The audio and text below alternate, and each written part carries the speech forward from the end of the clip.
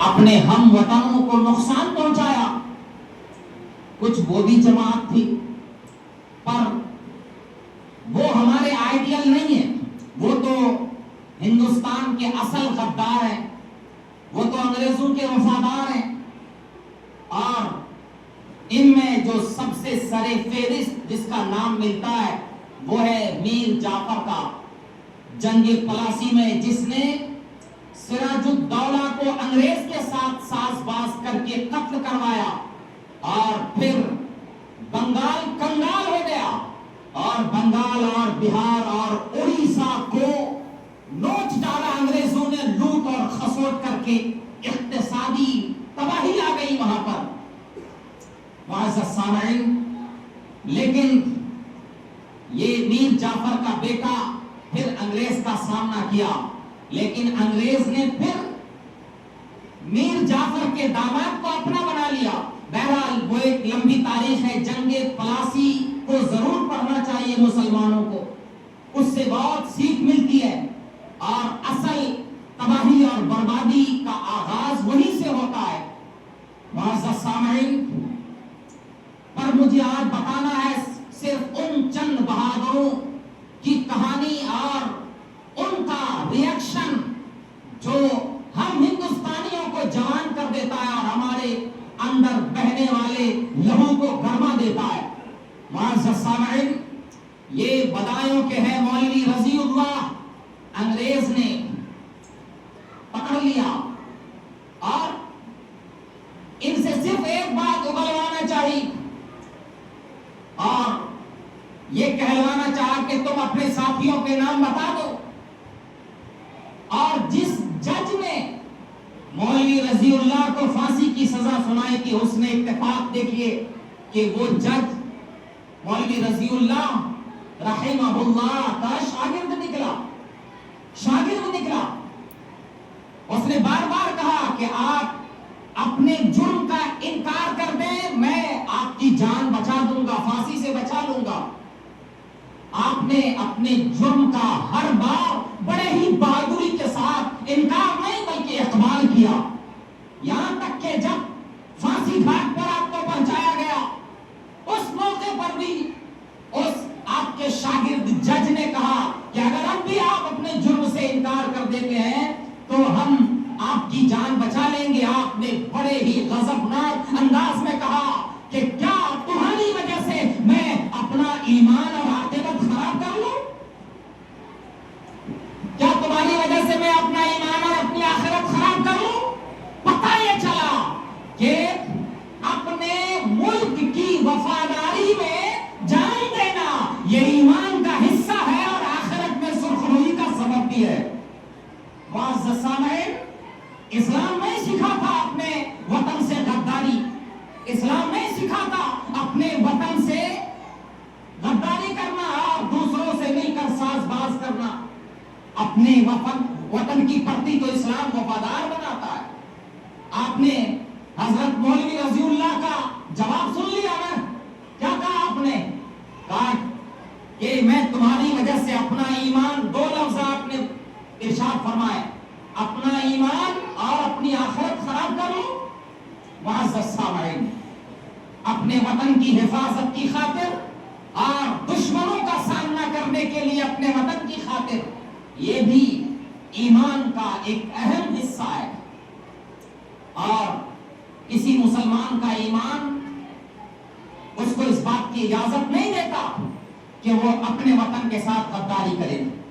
معزز سامعین، چلیے میں آپ کو لے کر چلتا ہوں پھولا پور. وہاں جب انقلابیوں اور غداروں پر مطلب انقلابیوں پر اور جو انگریز حکومت کے غدار تھے، میں بات ان کی کر رہا ہوں.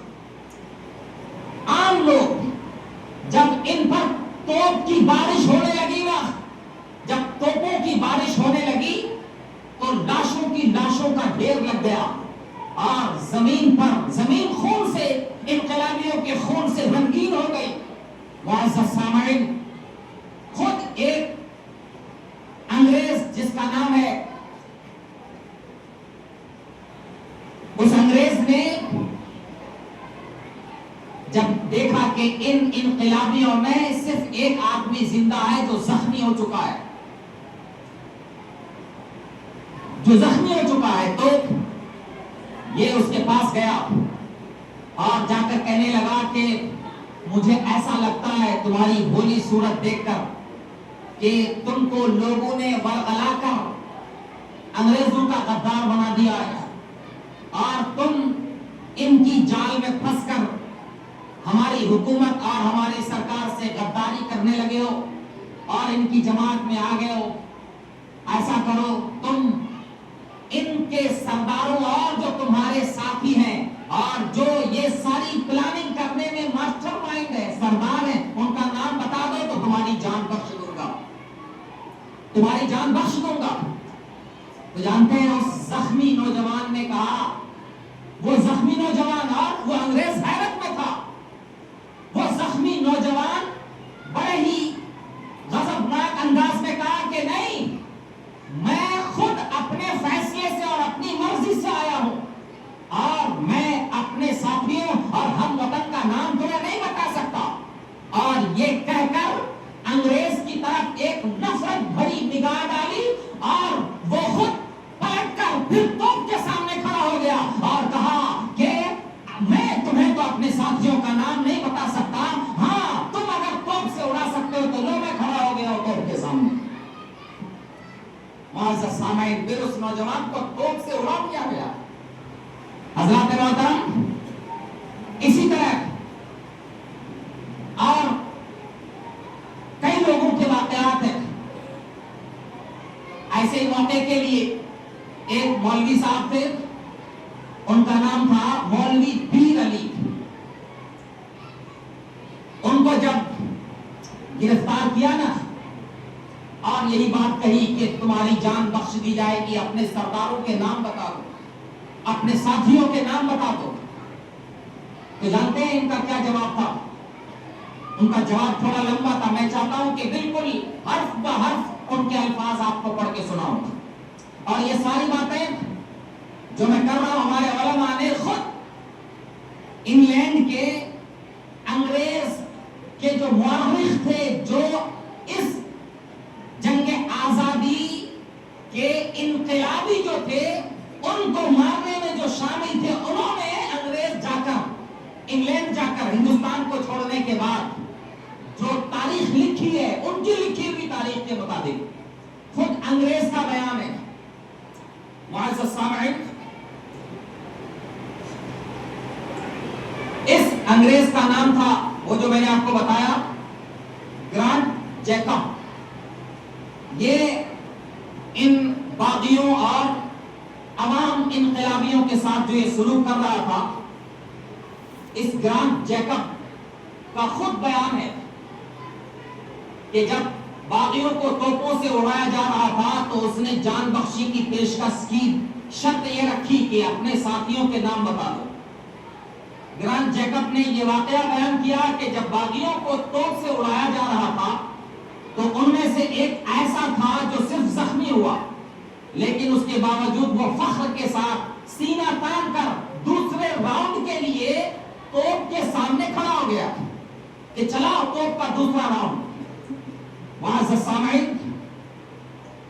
اب اس کے بعد یہ دیکھ کر جیکب اس کے قریب گیا اور کہا، مجھے تم پر رحم آتا ہے، شاید دھوکے دے کر تمہیں بغاوت کے لیے اکسایا گیا ہے، اگر تم سرکار کی مدد کرو اور باغی سرداروں کے نام بتا دو تو تمہاری جان بخش دی جائے گی۔ لیکن یہ زخمی شخص اپنے زخم کی تکلیف سے جھکا خاموش رہا، پھر میری طرف تش روئی اور حقارت بھری نگاہ سے دیکھا اور برملا کہا، میں نے جو کیا ٹھیک کیا، اپنی مرضی سے کیا۔ یہ کہہ کر اس نے منہ پھیر لیا اور بہادری کے ساتھ توپ کے سامنے سیدھا کھڑا ہو گیا۔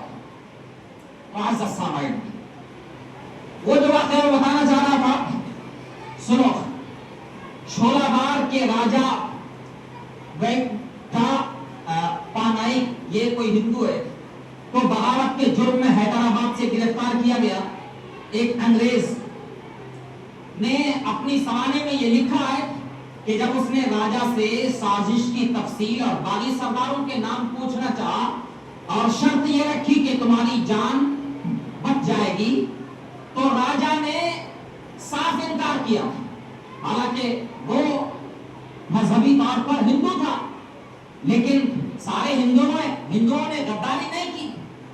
اسی کانپور کا جو راجا تھا ان کا نام تھا نانا صاحب راؤ. نانا صاحب راؤ کی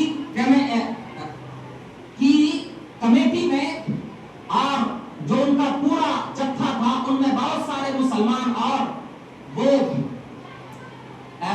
ایک مولانا صاحب بہت مشہور ہے ان کا نام خود وہ شامل تھے.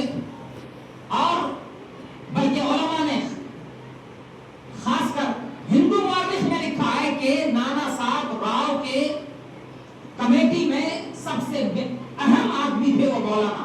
بہرحال حضرات محترم اس طرح سے سب نے مل جل کر اس انگریز کو بھگایا ہے. بہرحال تو اس راجا سے جب پوچھا اور کہا کہ یقین دلاتا ہوں تمہاری جان بخش دی جائے گی تو اس نے صاف انکار کر دیا اور کہا میں دوسروں کی بھیک پر بزدلوں کی طرح جینا نہیں چاہتا.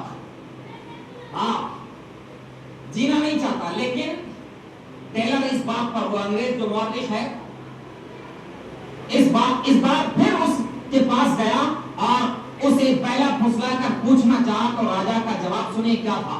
یہی جواب میں پڑھنے کے لیے یہ کتاب کھولا. راجا کا جواب یہ تھا کیا جب میں موت کے منہ جانے کو تیار ہوں دغا کر کے اپنے ملک والوں کے نام ظاہر کر دو؟ نہیں.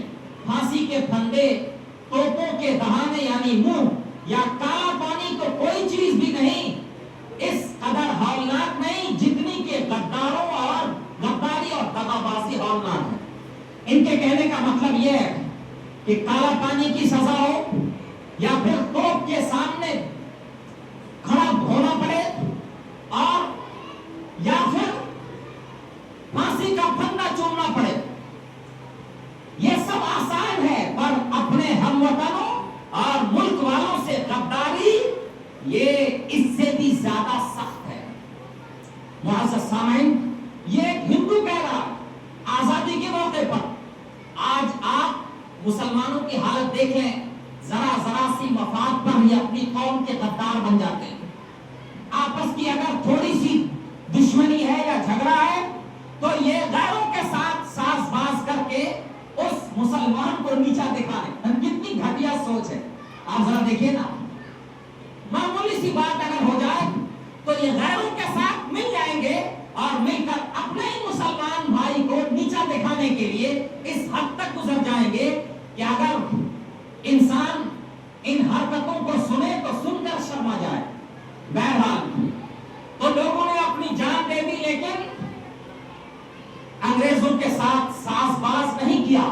اگر پکڑا گیا تو انقلابیوں کا نام نہیں بتایا خود پھانسی کا پھندا چوم لیا.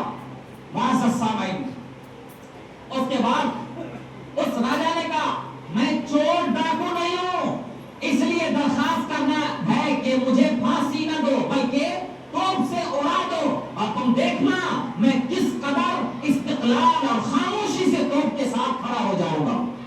اس راجا نے کہا کہ مجھے پھانسی کی سزا نہیں بلکہ ایسا کرو کہ مجھے توپ کے سامنے رکھ کر توپ چلا دو اور میرے جسم کے قیمہ بنا دو تاکہ پتا تو چلے کہ میں اپنے ملک کی خاطر ریزہ ریزہ ہو گیا لیکن اپنی قوم اور ہم وطنوں سے غداری نہیں کی. میں کوئی چور اور ڈاکو تھوڑی نہ ہوں کہ تمہیں بتا دوں اور تم سے بزدلوں کی طرح جان کی بھیک مانگوں. معزز سامعین آگے آئیے وہ جو مولانا پیر علی صاحب کی کہانی میں بتا رہا تھا. مولانا پیر علی کو جب پھانسی دی جانے لگی تو مسکرا کر اس طرف بڑھے. پھر صرف اس وقت آنکھیں دبدبائیں جب انہوں نے اپنے عزیز بیٹے کا نام لیا تو جب آنکھیں بھر آئی نا تو انگریز موقع کو غنیمت جانا اور فوراً اس کی طرف لپکا اور سوچا کہ اب میں اس کو اپنی طرف کر لوں گا. فوراً ہی ایک انگریز افسر نے ان کے جذبات کا فائدہ اٹھا کر کہا پیر علی صاحب تم اب بھی بچ سکتے ہو اگر سازش کے دوسرے لوگوں کا نام بتا دو. یعنی یہ جو انگریزوں کے خلاف سازش کرنے والے ماسٹر مائنڈ لوگ ہیں اور یہ جو میٹنگیں ہو رہی ہیں خفیہ انگریزوں کے خلاف عوام کو ابھارا جا رہا ہے اگر تم ان سب کے نام بتا دو تو تمہاری جان بخش دی جا سکتی ہے. پیر صاحب نے تھوڑی سی خاموشی برتی ہوتی. خاموشی کے بعد انگریز افسر کی طرف منہ پھیرا, ہمت اور شرافت سے بھرپور لہجے میں کہا, زندگی میں ایسے موقع بھی آتے ہیں جب جان بچانے کی تمنا ہوتی ہے, لیکن کچھ ایسے لمحے بھی ہوتے ہیں جن میں جان قربان کرنا ہی سب سے بڑی نیکی اور خواہش ہوتی ہے. کہتے ہیں کہ یہ لمحہ انہی میں سے ایک ہے کہ جب موت کو گلے لگانا, ابدی زندگی پانا ہے. تم مجھے پھانسی دے سکتے ہو لیکن ہمارے اصولوں کو نہیں مار سکتے. میں اگر مر بھی گیا تو میرے خون سے ہزاروں ایسے پیدا ہوں گے اور تمہاری حکومت کو برباد کر دیں گے. معزز سامعین, یہ میں نے صرف چند انقلابیوں کا حال بتایا, چند انقلابیوں کا.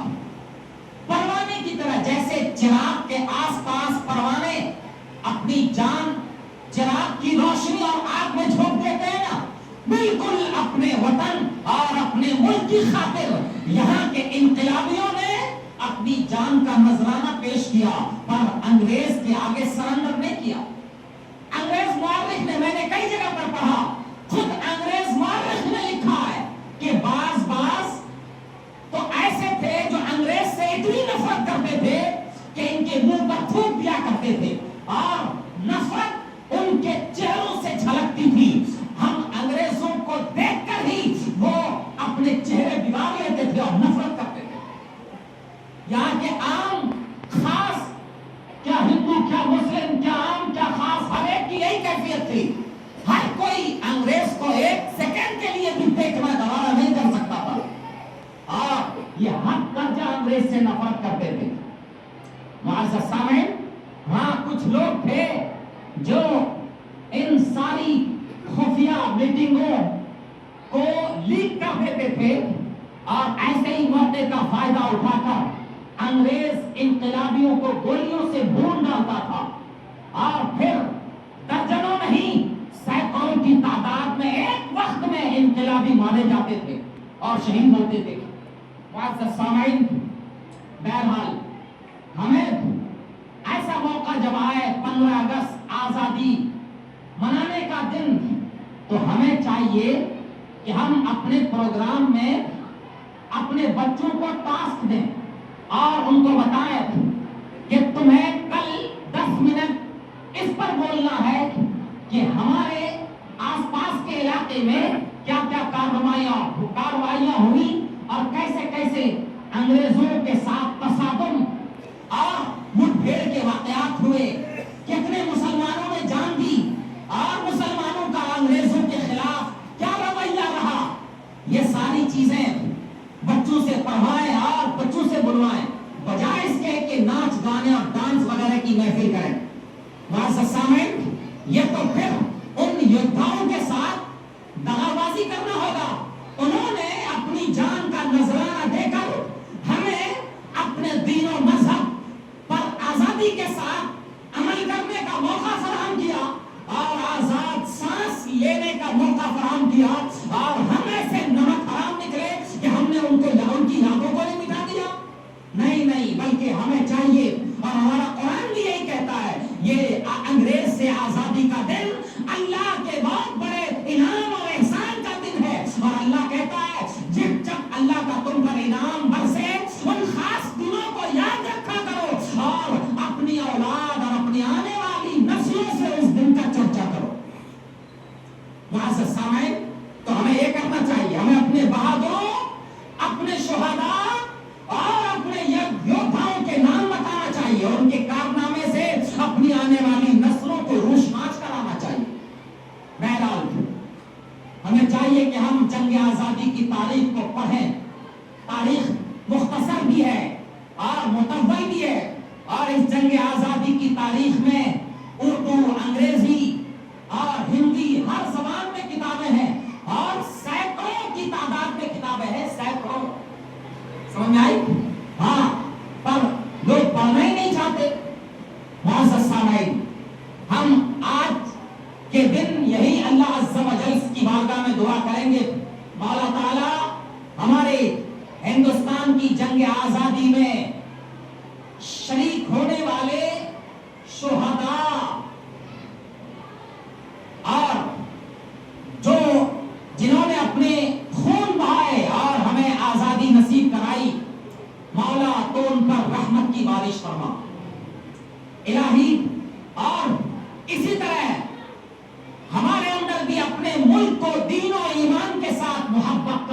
جذبات بھرتے اور انہی کے نقش قدم پر چل کر ان اغیار اور انگریزوں سے حد درجہ نفرت کی توفیق عطا فرما.